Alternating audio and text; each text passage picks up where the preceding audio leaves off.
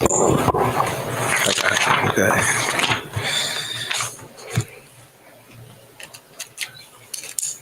I had a piece of paper. I'm gonna use this. Did you print this out? Yeah. Then something.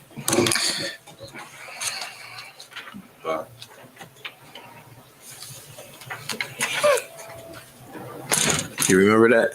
I do. Inshallah.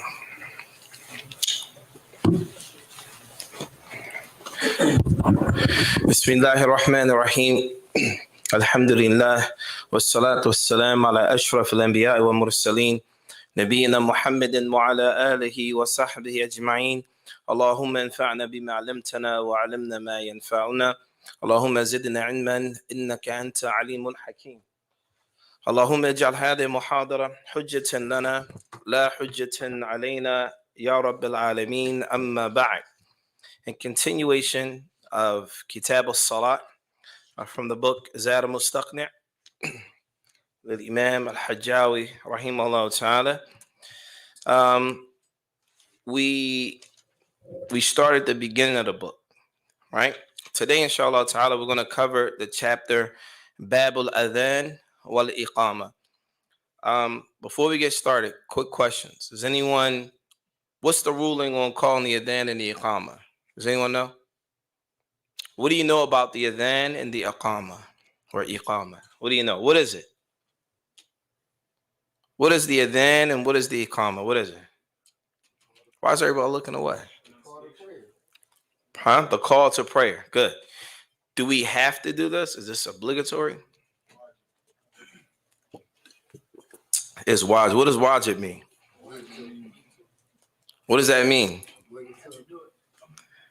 So, obligatory meaning you have to do it. So what if you don't do it? So you're saying, so every human being, when they pray, you have to call the adhan and the iqamah. And if you don't do it, you deserve to be punished? No what? So which is it? Is it obligatory or is it not obligatory? Sunnah mu'akkada. Sunnah mu'akkada. Before you start looking through the book, then you was cheating. No, actually it's fard kifaya. What does that mean? It's a communal what? How do they translate fard kifaya? Excellent. A fard kifaya is a communal obligation. What does that mean?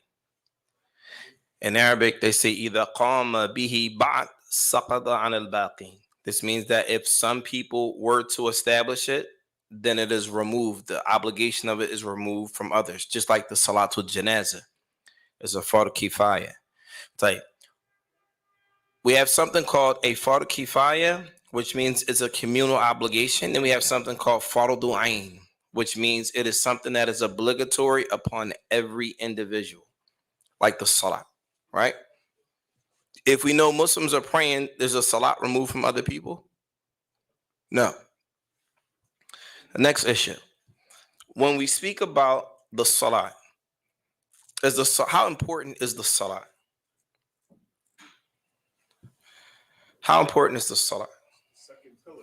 The second pillar. So what's the first pillar?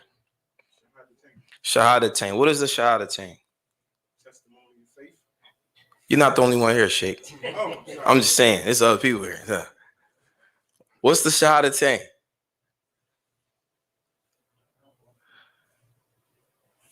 The two testimonies. So what is it? To bear witness. To bear witness that none has the right to be worshipped except for Allah, and that Muhammad ibn Abdullah is his slave and his messenger. So, understanding that testimony necessitates things that come after that, correct? Correct? All right. We're not getting into the shurut or the conditions of la ilaha illallah, but understanding that when we make the testimony that we believe in Allah and worship Allah alone and not associate partners with him, and when we establish that his prophet Muhammad sallallahu alaihi wasallam is his slave and his messenger, then what's the next thing we were commanded to do? To pray, right? Prayer is so important that if a Muslim was in the worst possible situation, the salat is not removed from them. Think of a bad situation a person could be in.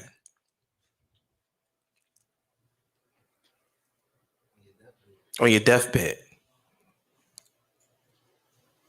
On your deathbed, do you get a pass for not praying?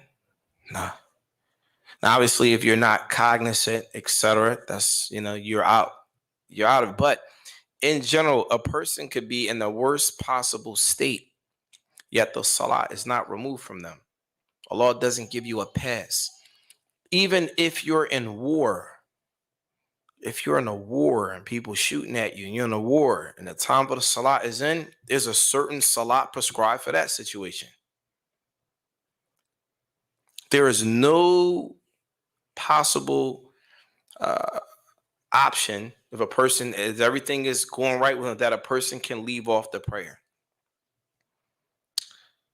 So much so, we have things that we love, right? Like people love to go to work. Why do they love to go to work? Make money, right? Yet your salat is more important than you making money. What does that mean? It's more important. Yes, it's more important than you make it. That means if you can't make money, but you have to pray, then you need to pray. You need to pray. On your jobs, you need to let the people know where you work. Yes, I am a Muslim and I need to pray. Period. That's not something you wrestle with. It is what it is. And most employers respect that. But this is our obligation being Muslim. See, we don't want to be Muslim and say, okay, we're Muslim by name. My name's Muhammad. But I don't pray. Not you. I'm just saying. My name's Muhammad, for example. But, and non-Muslims pay attention. I know Muslims, they pray all the time. I don't never see this, bro. You sure you Muslim? We Muslim. You pray 5 times a day, right? It has to be important to you. It can't be something you do when you feel like it. Dad, I got some free time. Dad, what's Salat, son? Nah, you have to make time. Anything that's important to us, we do what? You make time for, if it's important to you. If it's not important to you, you're not going to make time. If it's not something that you could think about and say, you know what, this is something I need to do, you're not going to make time for it. But if it's something that's important, you're going to make time for it. And the salat is from them things that if it's important to us, we're going to make time for it, whether we have to make time for it. So this chapter that we're covering, the book of Salat, is very important. So much so, before we got to the book of Salat, what was the first book we covered? The book of purification. What's the benefit of covering the book of purification? What is it leading up to? It's leading up to the prayer. The whole book of purification leads us up to this book here that we're studying now, is the book of Salat. The book of Salat is something that we have to constantly try to perfect. There are a lot of issues that we may have in our Salat that may not be correct. We may not pray properly. There's a lot of things about the prayer that we may not know, and it's okay. There's a lot of brothers, a lot of sisters that may not know certain aspects of their prayer, and they've been Muslim for a long time, and so they may be shy or embarrassed to speak about it. It's okay. As long as you're living, you still have an opportunity to get it right. You don't want to wait until you can't pray, till you physically can't make the movements, or if Allah take your speech and you can't speak, that you didn't learn, right? So, inshallah ta'ala, we're going to cover this. Any questions before we get started? So the first thing first, what this book is, or this chapter, Bab Al-adhan wa iqamah. So how we do this is, we're going to read through the text of the Shaykh rahimahullah, and then we'll explain it as we go along to ensure that everyone understands the text. قال المصنف رحمه الله تعالى هما فرضا كفاية. So the first thing the author mentions, what do we need to know about the adhan, and the iqamah? What do we need to know about them? The first thing he mentions is Wahuma. Both of them are farada kifaya, meaning both of them are communal obligations. Both of them are what? Communal obligation. What does that mean? What's a communal obligation? What does that mean? Someone, so that if the rest don't do it, what does that mean? Excellent. So then, if no one in the community does it, then who's sinful? Everyone. And as long as there is a group from among the Muslims who establishes it, then a sin is removed from everyone else. This is what communal obligation means, right? So it says, "Wahuma farada kifayatan ala rijal." Now, here the author mentions the word ar-rijal. So the word rajul in Arabic is one. Rijal is plural. The author says it is a communal obligation for the men, right? What also could be understood when they mention the word the men here, what's understood from that is that this is for communal prayer or community prayer, not if a person is by themselves. This is why they say ar-rijal. This means that it should be 3 or more men to establish the idhan or the adhan and the iqamah. طيب. The next one, it says ar-rijal al-muqimin. The next word is muqimin. Muqimin means that they are not traveling. This means that the adhan or the iqamah may not be obligatory on the one who is what? Traveling, right? According to the author here. So it says, it is a communal obligation for the men who are not traveling. للصلوات الخمس المكتوبة, for the 5 obligatory prayers. Now, it says the salawat al-khams al-maktuba, the 5 obligatory prayers. That means, do we establish the adhan and the iqamah for sunnah prayers? In general, in general, right? Well, also, what this means here is, let's say, for example, when they say maktuba, this means ada'in, meaning we are praying the prayer in this particular time, not a salat that we missed. So let's say, for example, a person, you missed dhuhr and asr, you want to call the adhan in this maghrib, but you want to call the adhan for dhuhr and asr. This here means that you're making the adhan and the iqamah in the prescribed time of that particular prayer. Does that make sense? Right. The next part, it says, yuqatal ahlu baladin tarakuhuma or tarakuhuma. So here, obviously, this here is referring to living in the land of the Muslims. If a person is living in the land of the Muslims and they have towns, etc., that do not establish the adhan or the adhan and the iqamah, then they will fight them. Meaning, the government in those particular places may go fight them because they didn't establish the adhan and the iqamah in those respective places. And obviously, this is in the land of the Muslims, not here.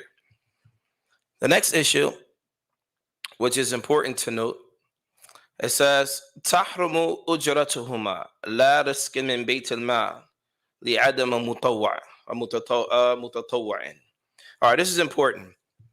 It says that it is haram, impermissible, for us to hire someone to call the adhan. To hire. So let's say, for example, you put out an application in the masjid, we're looking for a mu'adhin, we're paying X amount of dollars. This is haram.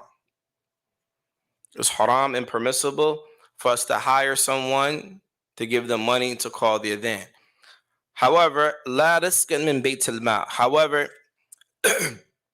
it is permissible for us to give them a stipend if we choose to.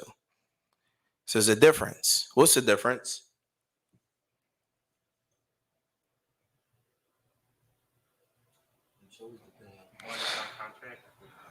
Okay, one may not be contractual. That's a good answer. So in one case, we're not paying you for your service, meaning you're an employee with us and you're employed to call the adhan.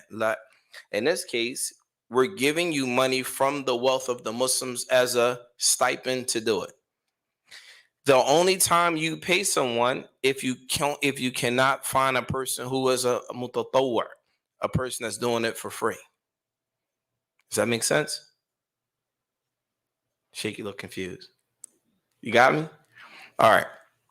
So then, calling the adhan, we cannot pay someone a salary to do it. However, we can give them a stipend if we don't have a person to do it for free. Does it make sense? Or no? Yes? No? Okay. So then, the next one, it says, وَيَكُونُ مُؤَذِّن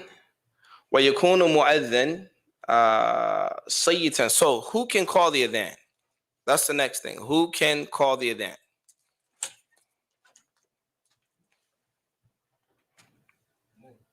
Men. Yes, men. Who else can call the adhan? What type of men can call the adhan?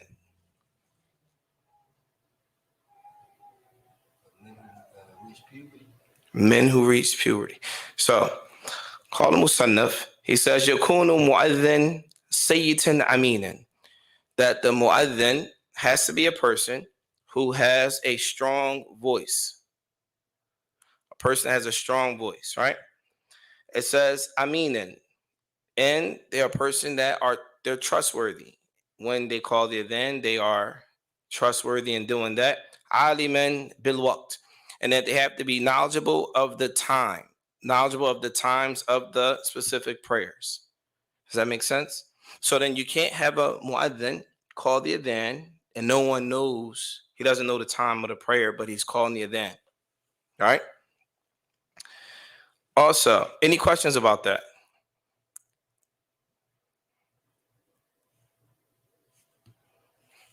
طيب. So it says, فَإِن تَشَاهَ فِيهِ إِثْنَانِ قُدِّمَ أَفْضَلَهُمَا فِيهِ. All right. So now let's say, for example, so we have, who calls the adhan? Muhammad calls the adhan, right? So we have Muhammad, what's your name, Sheikh? Abdul Rauf. We have Muhammad and Abdul Rauf, right? Both of them want to call the adhan. How do we determine who we're going to choose to call the adhan? It says that the muaddin has to be sayyitan, right? They have to have a strong voice. So both of them, mashallah, they both have strong voices. The next thing is aminan. Both of them, they're trustworthy, right? The next thing is aliman bil waqt, and both of them know the times for the prayers. So then what's the next step after that? How do we determine who calls the adhan between them? Deen and intellect. Mashallah, you're cheating. So the next thing says, إن تشاح فإن تشاح فيه اثنان قدم أفضلهما فيه. If they both are consistently equal, then you have to present the best of them in those things that we mentioned. Well, what if they're equal? And it says, if they're equal, it says, ثم أفضلهما في دينه. Then whoever has the best deen, then that person is put forward, right? Between the two of them. The next thing is, okay, let's say they're equal in that. Then the next one is fi aqlihi. Then it's intellect. Whoever's more intelligent from the two of them, whoever has the most, so no one's gonna say, well, he's more intelligent than me, right? So then the next thing after that, it says thumma man yakhtaru al-jiran. So assuming that they're both equal in all of those things, then the next thing is the neighbors pick. Why is that important? Why do the neighbors pick? Because the neighbor knows them. Now think about during this time, the adhan is called. They climb up on top of a minbar, not a minbar, but they would climb to a high place to call the adhan, right? So why would the neighbors? Why would they get to pick? Think about that. Who got the best voice? I sense maybe the neighbors like Muhammad, all right, but Abdul Rauf, mashallah, it's a little bit better, right? So then the neighbors would pick, right? They want, you want to wake up in the morning, they want to listen to his voice instead of yours. No offense, Aki. I'm just saying, maybe. All right. So in a case like that, then the neighbors would pick. If the neighbors can't pick, right? They says thumma qura'a. A qura'a is if you have, let's say for example, you have sticks that are broken and you put them together and you choose one, whichever one is long or short. That's how you choose. This is called a qura'a. Another way you can do that is putting names in a hat and someone picking them as well. Does that make sense? All right.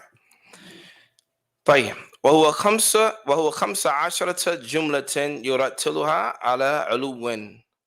All right, so a person, when they call the adhan, obviously this is not how we do it here in the US for the most part, but in some cases they did not have microphones during that time. So they didn't have microphones. So they would climb to a high place and they would call the adhan out loud without having microphones. They didn't have microphones. This is like a relatively new invention, right? So they would climb to the highest part of a particular place and they would call the adhan, right? And it says the adhan consisted of 15 jumla. How do you call the adhan? Does anyone know? I'm not going to ask you. I'm going to ask somebody else. It's 15 sentences. What is the adhan? Yeah, say the whole thing. Shake, check him, make sure he's right. Because you. Go ahead. It's written in there? Yes. Oh, mashallah. Go ahead. Allahu Akbar, Allahu Akbar. Allahu Akbar, Allahu Akbar. Ashhadu an la ilaha illallah. Ashhadu an la ilaha illallah. Ashhadu anna Muhammadan Rasulullah. Ashhadu anna Muhammadan Rasulullah. Hayya ala salat. Hayya ala salat. No. Hold it. No. Is he right? Hayya ala salat. Hayya ala salat. Hayya ala salat. Allahu Akbar, Allahu Akbar. All right. Let's back up a little bit. You said hayya what? Hayya ala salat. Hayya? That's not it. I don't know. You sound like. Yeah, I'm holding it. You going with that? Sheikh, is he all right with that? Nah, you cool. That's what it is? You cool. What is it? Hayya. Hayya? Hayya. Okay. What is it? What is hayya? No, read it. Oh, hayya ala salat. Hayya, and what else? What's after that? Hayya ala falah. Okay, good. Hayya ala salat and hayya ala al-falah. All right. What does that mean? Hayya ala salat and hayya ala al-falah. What does that mean? What are the differences? One is come to prayer, another one is come to what? Come to success. If you say hayya ala al-falah, there's a difference. Falah and falah, they're two different meanings. And we're going to talk about that too. This is why when you call the adhan, it's very important to say the letters correctly. And we're going to cover that before we finish, inshallah. When a person calls the adhan, they must have wudu. They must be in a state of Islamic purity, right? Mustaqbil al-qibla, and that they should be facing the qibla. So whatever direction the qibla is, they should be facing it. Ja'ilan isba'ihi fi udunay, and that they will take their fingers and put them in their ears like such. Okay? Ghayr mustadir. Ghayr mustadir, it means that when they're calling the adhan, they're not spinning around in a circle. Rather, they are multafitan fil hay'alati yaminan wa shimalan. Meaning hayya ala salat, they're going to the right. Hayya ala al-falah, they're going to the left. Like this. All right. قائلا بعدها في أذان الصبح. After the adhan for, after the adhan for Salat al-Fajr, there's an addition that is said. Does anyone know what that is? Ahsant. As-salatu khayrun min an-nawm. This means that the prayer is better than what? Sleep. Think about that. What do you think the wisdom of saying that the salat is better than sleep? What's the wisdom in saying that? Can anyone think about that? It might motivate a person to get up. If you're in a bed, just imagine you're in a bed, right? You hear the adhan, Allahu Akbar Allah, you're in your, just assuming In wufiqt, if you're blessed to live in a place where they call the adhan out loud outside, and you're in the bed. Imagine you're tossing and turning. You hear it like that. Let me just. And then someone says the prayer is better than sleep. Isn't that something that might like, Dad, I need to get out the bed? Possibly, right? So, as-salatu khayru min an-nawm marratain. This is said twice. This is said 2 times. Any questions on the adhan? Right. The next thing we're going to discuss now is the iqamah. The iqamah, وهي 11 يحضرها. It is 11 sentences, and it is said quickly. What's the iqamah? Who knows? What is it? MashaAllah. 1, 2, 3. All these men, nobody knows the iqamah? Yes, salam, huh?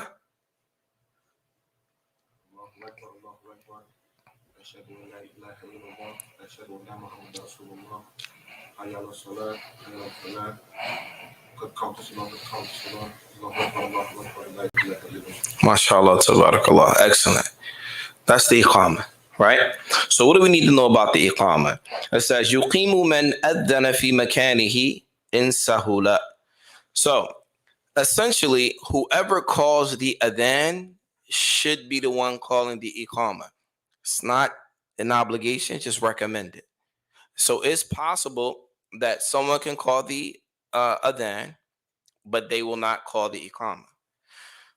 It's possible, right? However, it is recommended that the one who calls the adhan likewise calls the iqamah. Adhana fi makani in sahula. This is if it is easy for that person to do that. Now, we're going to talk about some of the things that make it, and some of the things that, problems that we may fall into. It says, وَلَا يَصِحُّ إِلَّا مُرَتِّبًا. You cannot call the adhan or iqamah unless it's in order. Meaning you can't start off by saying Salatu khayru min an-nawm, hayya ala salah, Allahu akbar, Allah. Like, no, you can't do it. It has to be in a particular order, right? Mutawaliyan. Mutawaliyan means there is continuity. To the point, if you start off, you start off with the adhan, Allahu akbar, and you just stop,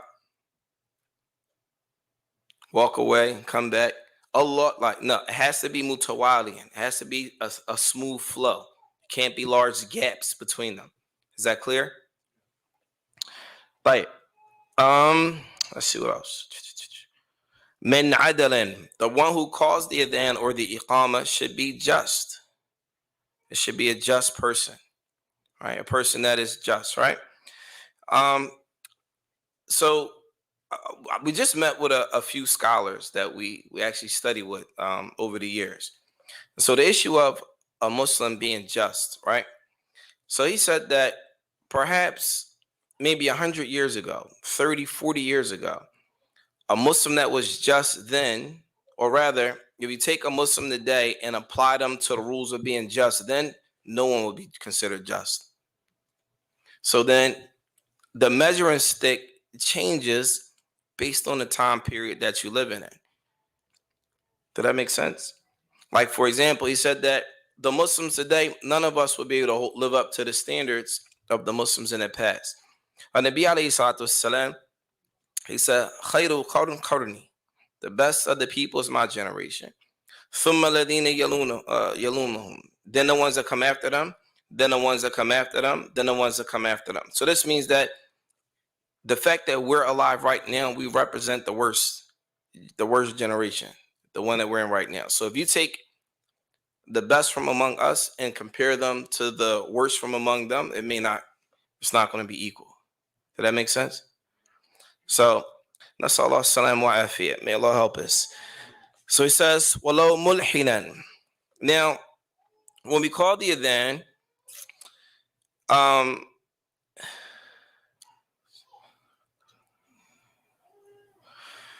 walau mulhinan, as they say, mulahanan. I'm sorry, mulahanan. If a person makes mulahanan, meaning they put like some melody to the adhan, as we hear, right? It's not recommended, but it's, as they say, meshi. It's acceptable, but it's not the best, right? It says, oh, malhunan. Malhunan, it means like, let's say, for example, a person calls the adhan and they make a mistake, right? Like when we say, hayya al falah, right? A falah is a farmer. If you change the meaning, so you can change, let's say, for example, a person makes a mistake and changes the i'rab. Instead of it saying Allahu Akbar, they say Allah Akbar, Allah Akbar, instead of Allahu Akbar, right? It's incorrect, but it's meshi, right? If you say Allahu Akbar, this is incorrect. If you say Allahu Akbar, this is a question. Is Allah the greatest?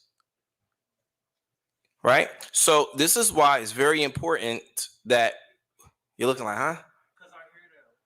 You hear what? Where they extend the beginning. They say Allahu Akbar.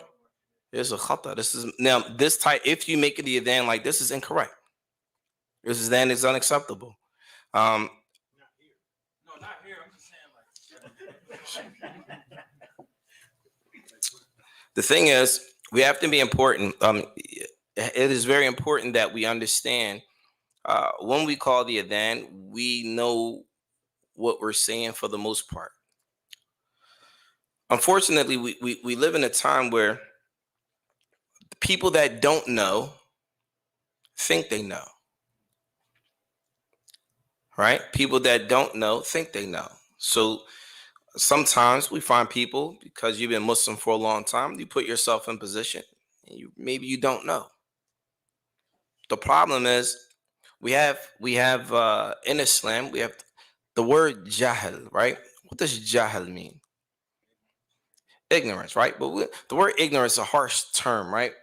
And so when we say a person's ignorant, that's like bad manners to call someone you're ignorant. You don't say that to people, right? But in meaning a person that don't know, right? So there are levels. In Islam, we have something called jahil murakkib and jahil basit, right?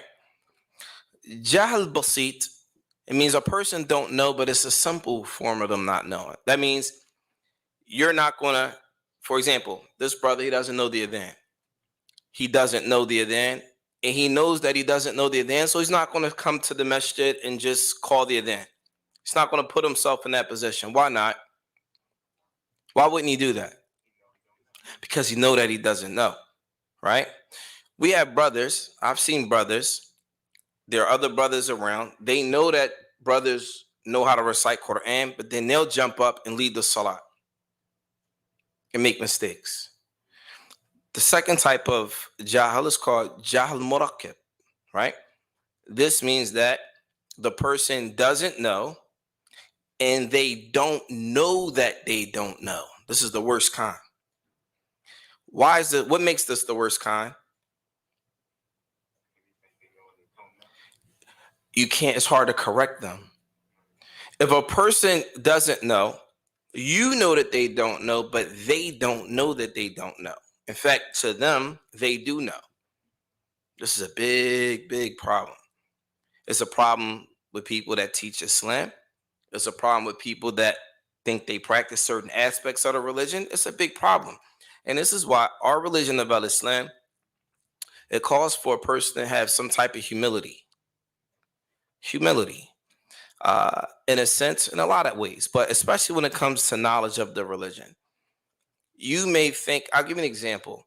Before a person studies Islam, let's say, for example, any brother here or sister here, you may have gone to whatever masjid, studied books, and think that you know. And you go to another country and you begin to study Islam. When you first get there, you're going to think that you have reached a certain level. And then you're going to go through an Arabic program, and then you're going to think like, yeah, I'm really somewhere, right? The problem with that is when that happens, you start to think that you've reached a certain status.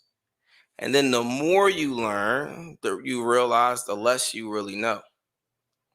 You don't know what you think you know. And then the more you learn, the more you begin to decline, like, dang, I'm really nobody. Like, I'm really, dang, why did I say that before? I played myself. This is what happens as you really start to study. You really see your level. And I'll give you an example. We just got back from Umrah, right? One of the brothers from the community was with us. So he's like, man, while y'all here, y'all might as well do a class. And me and Saeed looked at him like, do a class? You tripping. Here is where we go to get classes. And so we had the opportunity to sit in one of the lectures of one of Sheikh Abdul Razak al-Badr. And when he saw the class and hundreds of students there, I said, see this right here, this is our reality. In America, everybody's fooled. We're one of these people, and we're not even on the level of a lot of these people. Those are just the facts. But you have to understand, you have to know your level. You can't allow somebody to make you think that you're something that you're not. And this goes back to compound ignorance, if you will, or a person thinks they know, but they don't know. And they don't know that they don't know. Does that make sense? Any questions about that? All right. So the next part. So when we mention that, it's important because if a person calls the adhan and they don't know what they're saying, it's like, just fall back. Like, it's not that deep. It's not that deep. If you don't know, go learn it. Learn it the proper way, right? The next one, وَيُجْزِئُ مِن مُمَيِّزٍ. So if we have a kid, a boy, he's 7 years old, 8 years old, he can call the adhan.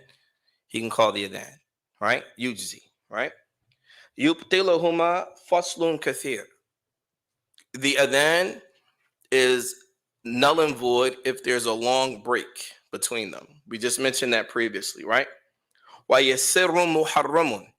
Or there's a gap and you do something that's impermissible. So, for example, if they're calling the adhan, let's say you're calling the adhan, Allahu Akbar, and then somebody walks past you and pushes you, and you're like, this mother, you say something crazy out of your mouth, right? This will invalidate, I only said it because it's real life, right? This will invalidate that person's adhan. You have to do it again. Right? You can't have a pause or a gap like that. You can't say, you call the adhan, somebody step on your foot. You're like, man, this dude get on my nerves. And then go back to calling the adhan. You can't do that. Right? That doesn't work. Tell you. It says, لا يجزئ قبل الوقت إلا فجر بعد نصف الليل. The adhan doesn't work, or it doesn't account for anything except for if it's after the middle of the night before Salat al-Fajr. And this is something we'll talk about later when we start talking about the Sunnah of Fajr prayer and the different prayers, right? It says, وَيُسَنُّ جُلُوسُهُ بَعْدَ أَذَانَ الْمَغْرِبِ يَسِيرًا. All right, so after you call the adhan for Maghrib, the Sunnah is to sit briefly, pray Sunnahs between the adhan and the iqamah. If you can, pray a Sunnah prayer between the adhan and the iqamah for Salat al-Maghrib. It says, وَمَنْ جَمَعَ أَوْ قَضَى فَوَائِدْ أَذَّنَ لِلْأُولَى ثُمَّ أَقَامَ لِكُلِّ فَرِيضَةٍ. All right, let's say, for example, a person is traveling. He's a traveler. For example, how long are you going to be in town? 4 days. Huh?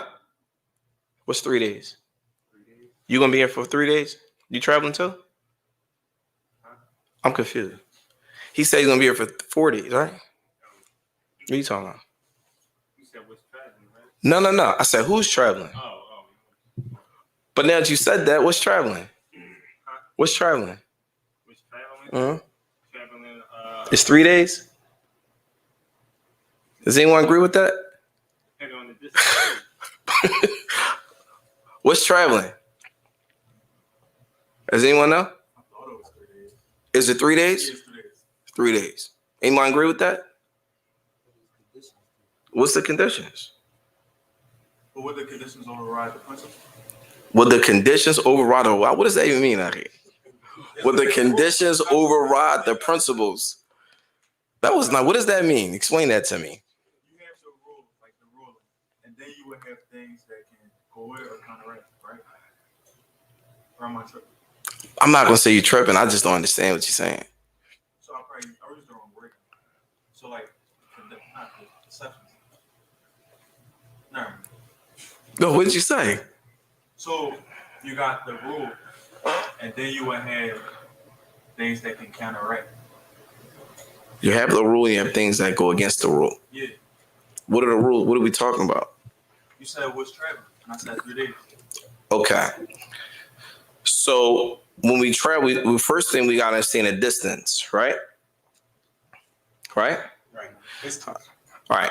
So let's assume the distance is whatever it is. The amount of days a person can be considered a traveler. That's what you're talking about, right? He says 3 days. There's a difference of opinion. All right. Some says 3 days and 3 nights. When we get to that, when we get to the traveler and all that, we're going to talk about that in detail. I almost stabbed myself with a pencil. We're going to talk about that in detail. We're going to talk about what is considered traveling and why. Okay. There's a big difference of opinion as it relates to distance, or I'm sorry, as it relates to distance and the time. Like, for example, is it 3 days or is it as long as you're considered a traveler? All right, but we'll get to that inshallah.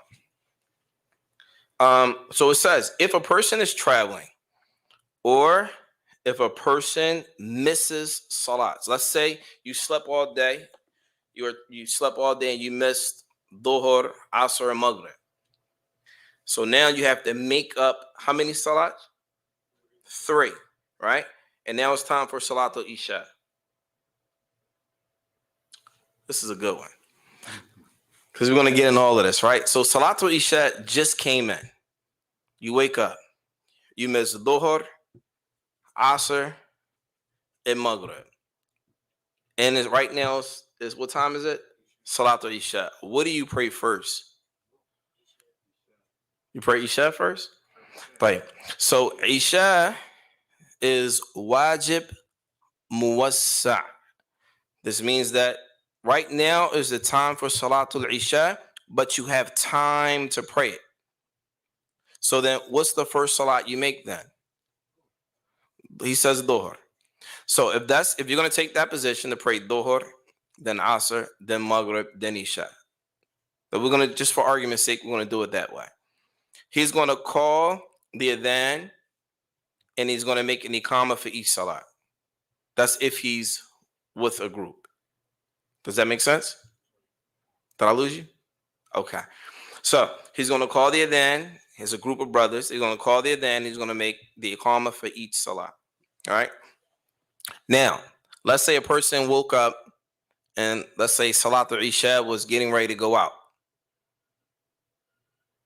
And if he were to pray Dhuhr first, he would miss Salatul Isha. Which salat did he pray for? Which salat should he pray? Isha. Understand? Makes sense? All right, we're going to get into that, inshallah, when we get to that particular, yes. You said, so if you do sleep, you do oversleep, you'll pray, you'll iqamah before each salat. Yes. So the author says, Man jama aw qada fawaid adhana lil-ula. They're going to make the adhan for the first one. Thumma aqama li kulli farida. Then they're going to make the iqamah for every obligatory prayer that they missed. Okay? Right.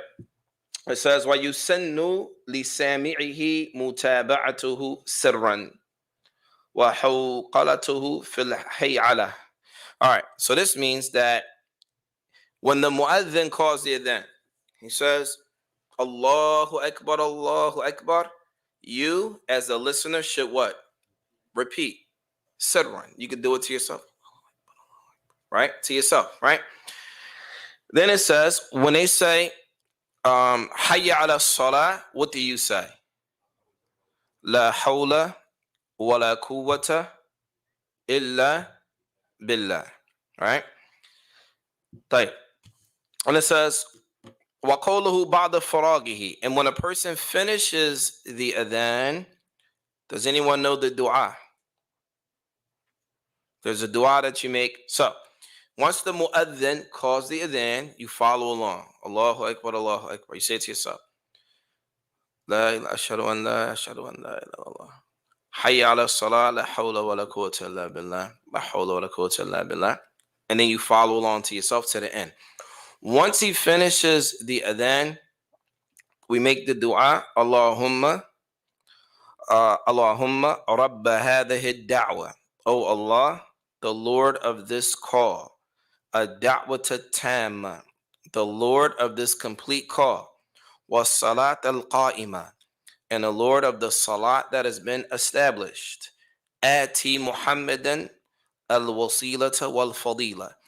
Grant the Prophet Muhammad sallallahu alaihi wasallam a lofty station, right? وَبَعَثَهُ مَقَامًا مَحْمُودًا, and bless him with a blessed standing, الَّذِي وَعَدْتَهُ, that which you have promised him. In detail, you can look through this book here, Fortress of a Muslim, right? This is a good book here. This is a book that every Muslim is in need of. In this book, you will find Athqar al-Sabah wal-Masa. And understand something. This book here is a weapon for the Muslim. A weapon in that we live in a society that's very difficult. Sometimes we come across things that make it difficult for us to obey Allah. We're human. You make mistakes. You do things you shouldn't do. What are certain du'as that a person can make to try to get themselves back on track? What are things that we say after the adhan? This book here has tons of adiyah, tons of different du'as in there that are extremely beneficial to the life of a Muslim. Every single Muslim should have this. Every single Muslim should have Husnul Muslim or Fortress of a Muslim or anything that's going to help you make dua throughout the course of the day. Everyone. If you don't have it, you need to get one. Maybe you could download it online, and you'll be amazed that looking at some of the chapters, for example, just to give you an idea, some of the chapters, supplication when you wake up, supplication when getting dressed, supplication when putting on new clothes, for someone who has the new clothes, what to say when you're undressing, what to say when you go to the bathroom, when you relieve yourself, going to the masjid, etc. There's so many things in here. Invocation for settling a debt. You have a debt with somebody. Is there a dua for that? Yeah, Islam has a dua for that too. All right. How to seek Allah's protection for your children. There's a dua for that too. Visiting the graves. There's so many different duas that a person can make throughout the course of a day. It's like all of these things serve as a weapon for us as we live in this dunya until Allah calls us back. So everyone should have this, inshallah, as a protection. Yeah, that's what I mean. It's a weapon, protection. Protection. I like that better. It's a protection. It's a better word.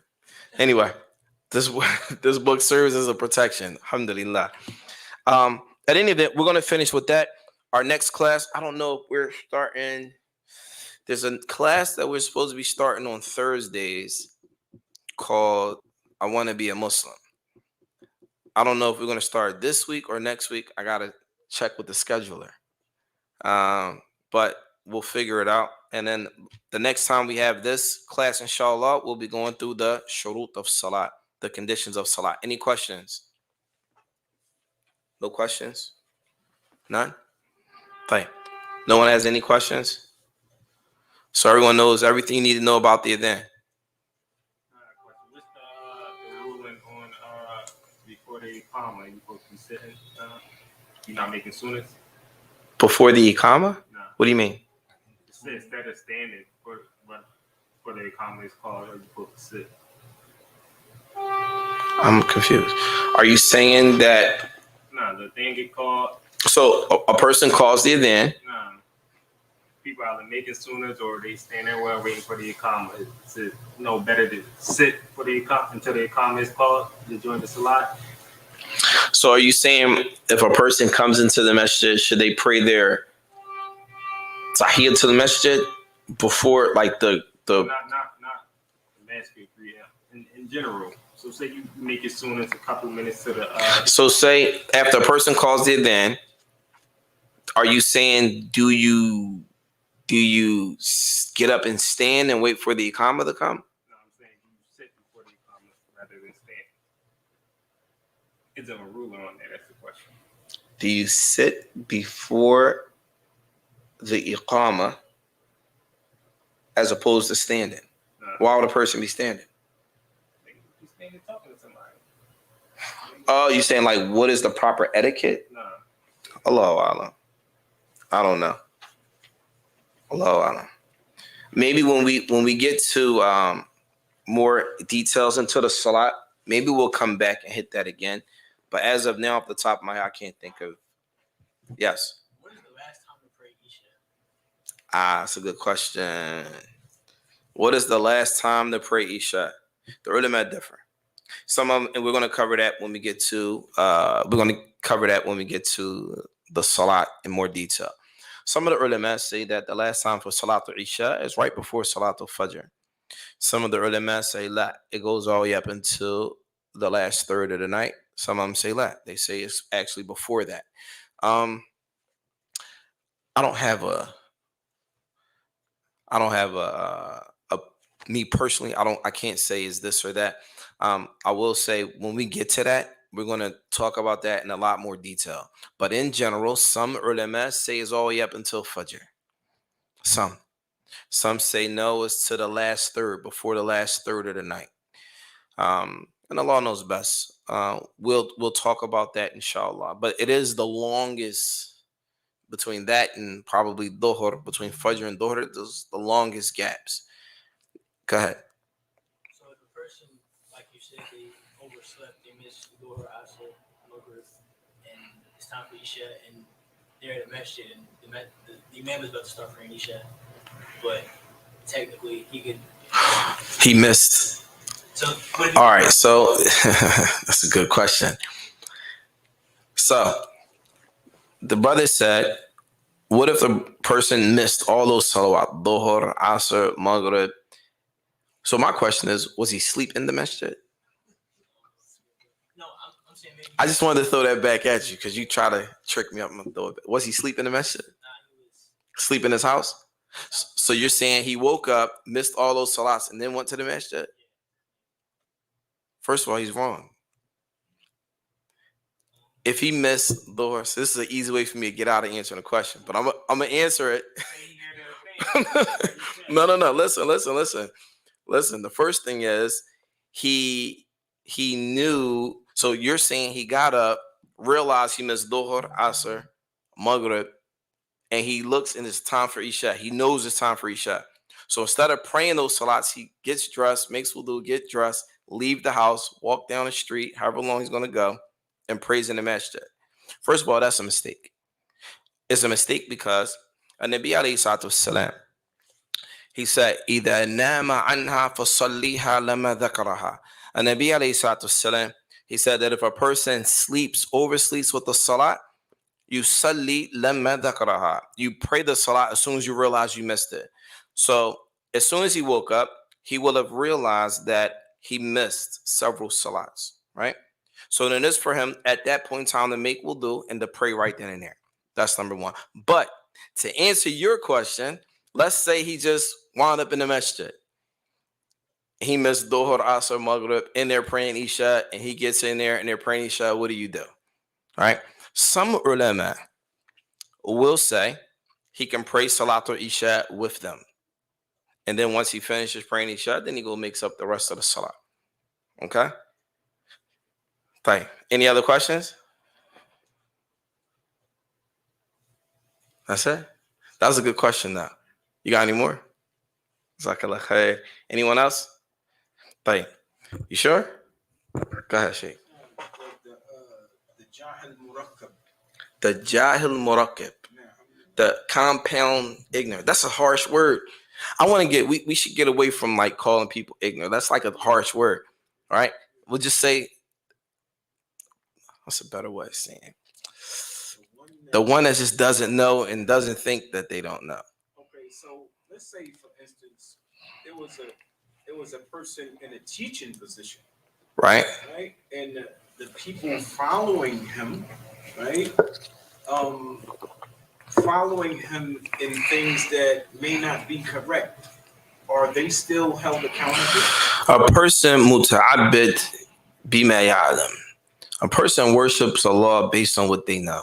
They're going to be judged based on what they know, right? Um, we live in a society where there are quite a few people that teach Islam that may not know what they talk about. It's not just here; it's everywhere. Right? It's just what it is. People use information they don't really know what they're talking about, but they may have a following. And to be honest with you, you gotta make dua for those people. Can you imagine? Can you imagine having a following and you don't know what you're talking about? And now it's like, dang, all these people listen to me, and you're making mistakes, and you know what you're teaching is not right. But it's like if I come back and tell everybody I'm wrong, I'm gonna lose my standing with the people. You laugh. That's real. Yeah, that's real. What do you do? I feel sorry for that person. That's a bad situation to be in. And it takes a certain level of honesty with themselves. Because at the end of the day, there are people that teach and know they don't know what they're talking about. They know that. And so in order to keep their standing, they're going to stand on that. And some people stand on that until they die. Nasallahu salam wa afiyah. In a case like that, you just gotta make dua, man. It's a rough situation. It's a rough situation. It's easier to say, listen, I only know this much. I can't go over there. I only know this. That's it. This is where my knowledge stops.